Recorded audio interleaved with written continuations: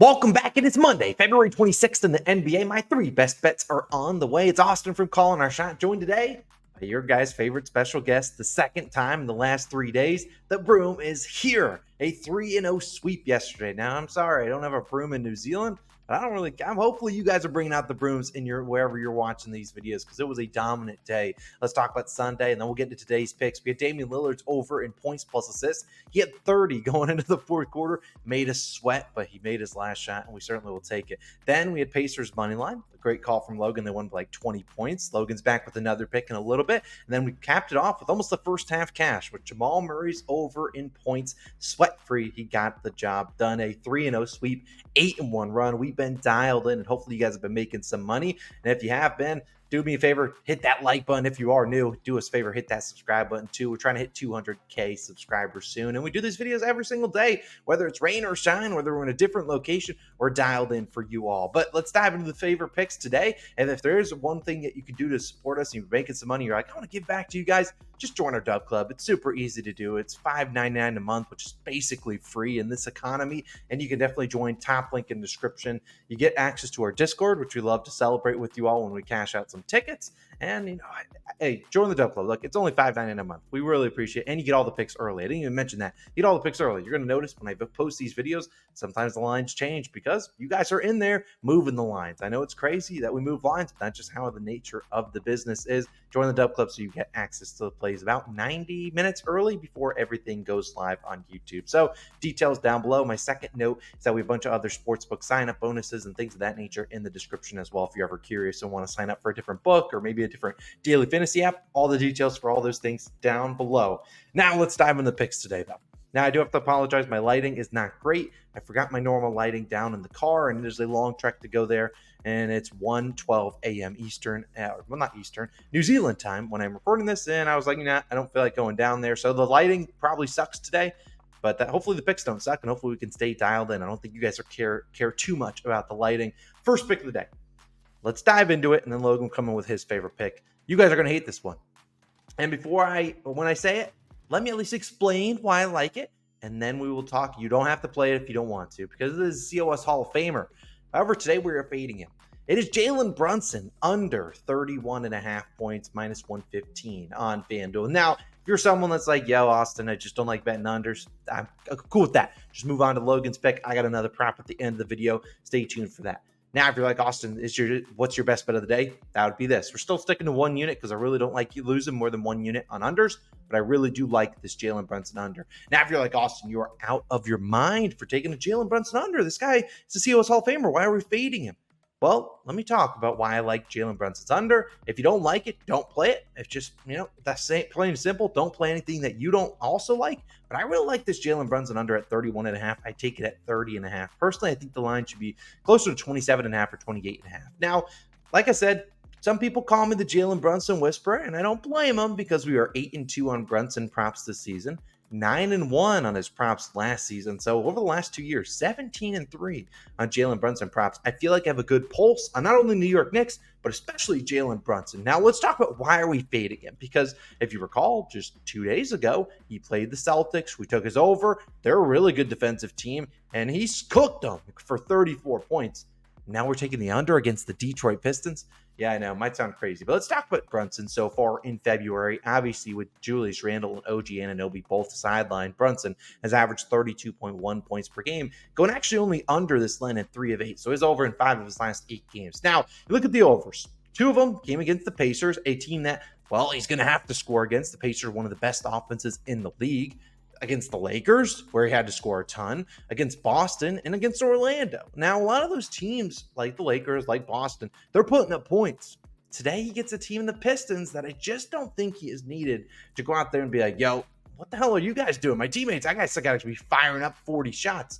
I don't think that's the case tonight. And we also have to remember, a lot of those games involved the Knicks with like a 6 or 7 man rotation. I mean, they had no one else out there that could score the basketball. They made some trades at the deadline to get Bojan Bogdanovic, get Alec Burks, and those guys provide some much needed scoring off the bench. Now let's talk about, though, who they will be facing will be the Pistons, and obviously they are scheduled and projected to win this game. They're about 11.5 point favorites. They're at home. Think about Bojan and Alec Burks, both coming off the bench. Both guys did get traded away from Detroit. Maybe they have a little bit of added motivation to go out there and be aggressive. And we also know Jalen Brunson, if you've never watched the Knicks or never even heard him talk, wonderful teammate. So if maybe they're up by a little bit more points, he's like, yeah, I already got mine. Bojan and Alec, go get your thing against your former team.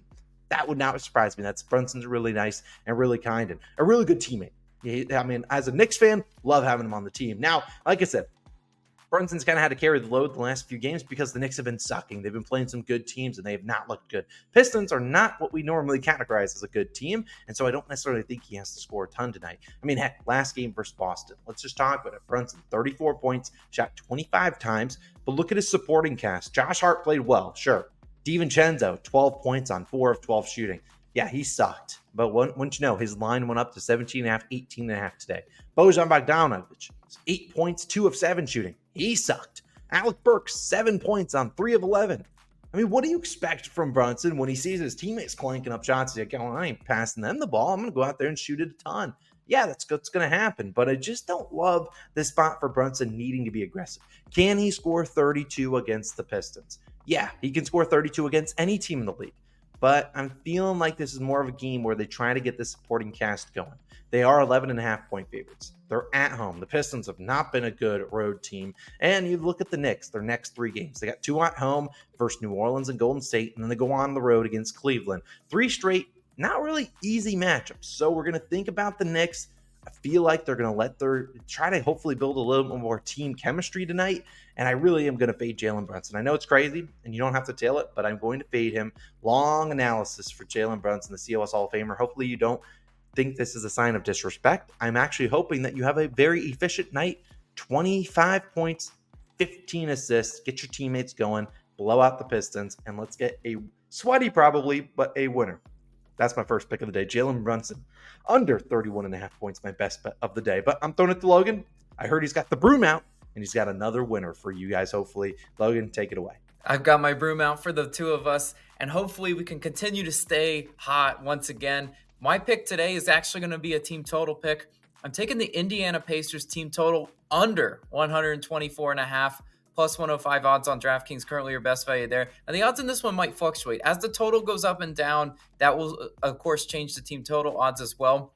And I'd play this line anywhere between 126.5 and 123.5, depending where your book is going to settle this line. But if you have alt spreads, because a lot of books do offer alt spreads, alt totals, we could take an alt team total and get this one to be plus value. I love it at plus value. I really do think it's nice. Also, if you do want to lay the juice at a little bit higher number because you're like, Logan, I like 126.5 better, I'm totally fine with that. Either way you slice it, I am fading this Pacers team and this Pacers offense in specific. Now, you could also take Raptors plus 6.5 if you just want to avoid totals altogether. I do like that. But if I'm getting a little bit better odds, plus money on a team total under, that's gonna be where I'm gonna settle. And also, when you pick just a team total, you can isolate the variables. Because let's just say Toronto's offense doesn't show up, and this is a low-scoring game.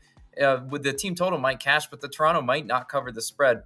Let's talk about the Pacers, though, because they helped us get an easy money line cash, 133 to 111 yesterday. And now I'm sadly fading them. I know, kind of disrespectful, but I got to do what I got to do. These two teams have played in track meets so far this season. You look at the one of the matchups. Toronto won 132 to 131. Indiana also won 127 to 125 back in February. Most recently, we had Toronto +4 in that matchup. We remember that one. It was one of those games where we trusted the Raptors spread and they covered for us. Again, if you want to back the Raptors, I get it.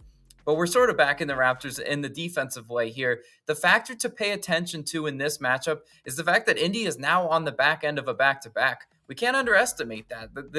This team and this spot is not the best for the back-to-back. This team's amazing at home, and they're amazing at scoring, but we have to look at the performance on zero rest. Indiana, in 10 games of zero rest, the Pacers only average 116.9 points. They've only went over this line in 3 out of 10 games on the back end of a back-to-back. That's only hitting the over at 30%. So the math tells you the under is cashing at a 70% clip. And that's where we're going to be today. On the season, the Pacers average 124 points. They're amazing. They're an amazing offense. They play fast. They play great team basketball. But the value in this spot is on the under because they have to set these totals high. Because you look at the body of work for what Indiana does, and actually what these two teams have matched up. They match up in high scoring games, and the Pacers do score the ball, better than a lot of teams in the league. So we are getting value on the under. Nobody likes taking unders because you got to sit through the whole game and you just got to pray it goes your way. But I think the Toronto Raptors will have our back in this one. Also, we can talk about yesterday's game. The Pacers scored 22 fast break points, 24 points off Dallas turnovers yesterday. Toronto, in back-to-back wins has been taking care of the ball with only 10 and 11 turnovers under their season average turnovers of 13.5. So they're playing better team basketball. They're not doing careless turnovers, and that's going to be the key to this one. As long as you can D up this Indiana team and not commit stupid backcourt turnovers and just give them an easy layup on the other end, I think we'll be in really good shape. We know Toronto likes to play in the fast break, but there's a chance that they do slow it down because I think that's actually one of the Indiana's strengths is playing fast. They want to play fast too. So if that's Indiana's strength and they want to just get out and run, could Toronto slow it down a little bit? There's also film. There's film from their previous matchups, so that could play a factor into today's game as well. Also, tired legs. I mean, Indiana just played. They played fast against Dallas. Lactic acid's a real thing. It's not the analysis to this pick, but hey, I mean these tired legs, even though they are younger players on this Indiana team, it's still a thing. You might not play as fast. It's just biologically speaking. Toronto also 8th in opponents' fast break points per game. They're also really improving on switching and help defense. I've watched enough Raptors basketball recently to say I'm kind of impressed what they've been doing defensively. Their season numbers aren't good defensively, or not where I expected them to be, but they have been getting a lot better recently. And the last point, a few of these Pacers players shot ridiculously well yesterday, almost too well, and I got to play a law of averages game. Ben Shepherd was 5 for 5 from three-pointer. He goes 5 for 5 from three again. Whatever, tip a cap to Ben Shepherd. Miles Turner had 33 points on a very efficient 10 for 15. Look, I like those performances for our Pacers money line yesterday, but I'm a law of averages guy. I bet the ultimate law of averages sport with baseball, which is coming up soon, but I'm thinking also basketball is a law of averages game too. You're not always going to make every single shot. Some of these players are doing a little bit of a cool down, and I think the ultimate cool down is the fact that they're getting zero rest back end of a back-to-back against a very scrappy Toronto team. I'll take my chances at shooting regression, and I'll take my chances that Toronto does D them up and keep them under this team total. I really do like that as my favorite spread/team total pick of the day. As he said in the video, the line technically on some books is 126.5. 125.5 on some other books. Logan's going for the 124.5 for plus value. You can pick and choose whichever one you want to take depending on your book. Some books don't offer, alternate team totals. I did see Bet365 give out plus 125 for the under 123.5. So if you want to take that, go for it. Now, third and final pick of the day to try to wrap up a 3-0 sweep. We've had Brunson's under. We've had Pacers team total under. We can't have a full slate of unders. That would not be calling our shot. That's not our name. But the third pick of the day, it's going to be one that I know a lot of people will not like. If you didn't like the first two, probably not going to like this one because it is De'Aaron Fox of the Sacramento Kings over 27.5 points plus rebounds, minus 120 on DraftKings. Now, I like this at 28.5. Personally, when I was looking at the lines, his points line was 23.5 and his rebounds line was 4.5. So I was surprised to see any book giving out 27.5 because that would require him, those lines just don't really add up in my opinion. But let's talk about this one because people are going to go out there and they're going to bet Fox's under. Very similar to how a lot of people are looking at, past history, taking Fox the last time we took Brunson's over. They're looking at his history against the Celtics saying, hey, he's only gone over once in his career versus them. Well, yeah, some guys change. Yeah, I want you to know. Some guys in their career get a little bit better. And so a lot of people are going to fade Fox tonight, and I get why. However, he's running hot right now. He's been carrying the Sacramento Kings offense the last 3 games. I'm going to ride the hot hand, and I'm going to talk about why. Now, like I said, he's been hot the last 4 games. 40 points, 31 field goal attempts, and 9 rebounds. 30-8, 28-5. And last night, 33-6. Now, obviously, he's been soaring over the line in just points alone. And this line did drop down because he's facing the Miami Heat in a matchup that he has struggled against in his career. I'm not saying he's cooked the Heat in his career. However, I want to say people might read into his past performance versus the Heat more so than what I expect from him tonight. Now, in Fox's last 4 games against Bam Adebayo, he has had 36, 15, 30 and 18 points plus rebounds. His last 3 matchups alone, he's only scored 11, 17, and 13 points. Hence why a lot of people are going to like his under 23.5 points today. However, today's Miami Heat's defense is not what it has been before. I mean, Bam Adebayo, sure, she's in there. But he has to carry a big load offensively because they got a lot of guys suspended because their last game's brawl. Jimmy Butler's out. Tyler Hero and Terry Rozier, will they play? Sure, you can look at Haywood Highsmith. He'll play. Caleb Martin will be out there. But I don't love their defense today. And I think their defense on the road is a little bit different than it is at home. And they're obviously on the road here. And we've seen in the last 3 games, first Miami, Fox has gone 5 of 12 shooting. That was in 2021. In the last 2 games, 6 for 17 and 4 of 16, which just happened a few weeks ago on January 31st. In 2022, he did have 13 rebounds, which is how he got the 30 points plus rebounds, which is why I did P plus R. But you can take his regular over into points if you want to. Obviously, you look at those numbers, you're like, yo, the Heat have done a pretty good job defensively on De'Aaron Fox, and that's true.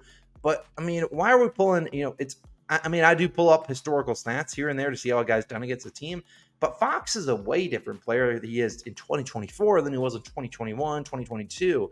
I mean, it's a much different guy. And if you're telling me De'Aaron Fox is going out there and shoot 16 to 18 times, which I really do think he will because he's been running hot, I don't see him just shying away and letting his other teammates shoot. I'll take my chances here, even with a reduced line against the tough matchup. We think about that game just a few weeks back where he went 4 for 16. He ended with, 18 points plus rebounds, and we need 28. Big difference. Keegan Murray, I think, dropped 34 points, 33, and you had Kevin Huerter drop 14. They combined for 47. That ain't happening again. I'm here to tell you, Keegan Murray and Kevin Huerter are not combining for 47.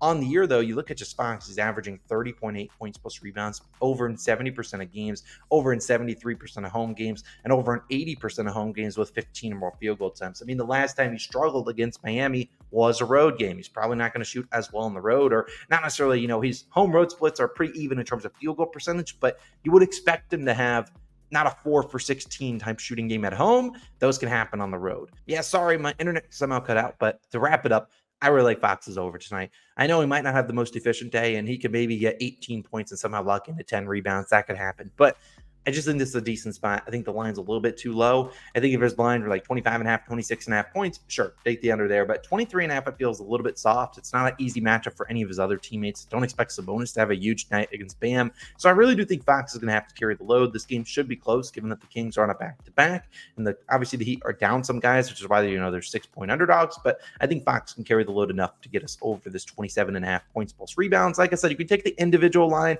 at 23.5 for points, but I really prefer the points plus rebounds if you can secure it there. Those are my 3 favorite picks of the day. As a reminder, if you want to join the Dub Club, you certainly can. Do us a favor. If we're making you some money, just join the Dub Club, join the Discord, get connected, and hopefully you can interact with the community, and hopefully you find a lot of value in it. Like I said, it's only $5.99 a month, and you get all our picks early, about 90 minutes before the videos drop. So either way, let's have a wonderful Monday, wonderful start to the week. Let's bring out the brooms once again, and Logan and I will be back again tomorrow with some more picks. We'll see you guys then. Peace.